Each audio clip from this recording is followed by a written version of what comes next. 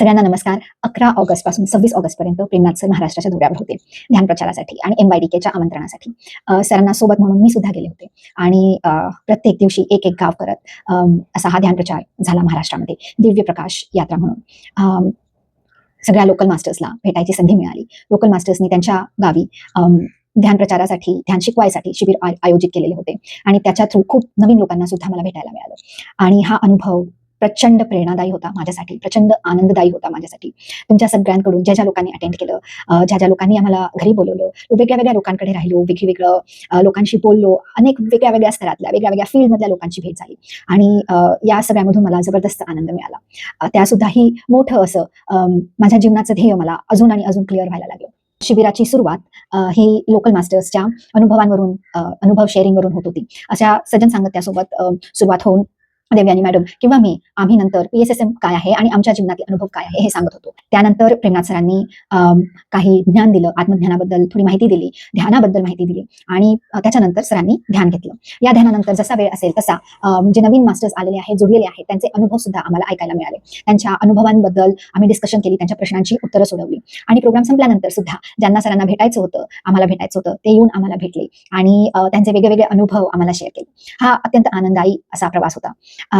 जेव्हा आम्ही या शिबिरामध्ये ध्यानाला बसायचो तेव्हा जितकं मोठं जागा होती, पूर्णपणे जागा नेहमीच भरली होती. नवीन मास्टर, जुने मास्टर सगळे मिळून अशी प्रचंड वेगळी एनर्जी, व्हायब्रेशन्स त्या जागेमध्ये होते आणि त्या ध्यानामध्ये जे आपण म्हणतो की ग्रुप कॉन्शियसनेस किती महत्वाचा आहे. एवढे लोक जेव्हा ध्यान करत होते तेव्हा तिथे प्रचंड असं ट्रान्सफॉर्मेशन घडत होतं.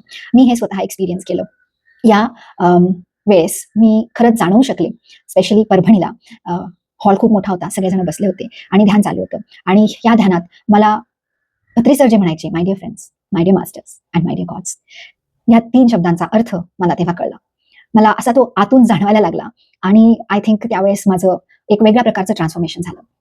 माझ्या लक्षात आलं की खरंच मी आतापर्यंत म्हणत तर होते की कोणीच कोणापेक्षा वेगळं नाही आहे, सगळ्यांमध्येच ती चिंगारी आहे, सगळ्यांमध्येच ते पोटेन्शियल आहे. आपण खरंच सगळेजण अनलिमिटेड पोटेन्शियलने बनलेले आहोत, ज्याला आपण देव म्हणतो, जो खरंच अनलिमिटेड आहे, जो सृष्टी तयार करतो, जो क्रिएट करतो, ज्याने केलेला आहे, तो कुठे बाहेर नसून तो आपल्यातच आहे. आणि म्हणूनच Patri sir my dear friends, my dear masters, my dear gods असं म्हणायचे.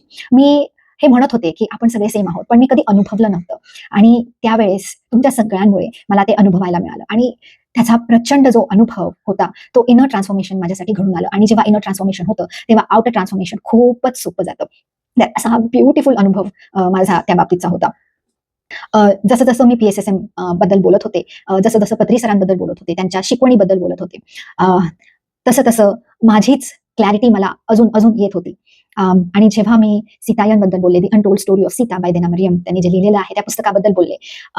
जसं खरंच रामायण होतं तसं खरंच सीता कशी महत्वाचा भाग होती, ती एक विक्टिम नव्हती, तर तिने कसं तिचं आयुष्य डिझाईन केलं होतं. राम आणि सीता हे दोघं जण कसे एक स्पिरिच्युअल कपल, फक्त राजा राणी नाही तर एक स्पिरिच्युअल कपल म्हणून या पृथ्वीसाठी, आपल्या सगळ्यांसाठी काम करत होते. बदलणाऱ्या वेळेसाठी त्यांनी कसं काम केलं, रामराज्य म्हणजे काय, याच्याबद्दल बोलता बोलता मी स्वतः जाणू शकत होते की माझ्यातली जी नारायणीची, स्त्रीची जी शक्ती आहे ती कशी अजून आणि अजून रिफाईन होते आहे, अजून आणि अजून इंटेन्स होते आहे. माझं कनेक्शन माझ्या स्वतःशीच तसं अजून आणि अजून खोलवर जात आहे. आणि मी हे सुद्धा अनुभवलं की जेव्हा मी या विषयाबद्दल बोलत होते तेव्हा कितीतरी लोक जे ऐकत होते त्याच्यापैकी कितीतरी लोकांच्या अंगावर माझ्यासारखेच शहारे येत होते.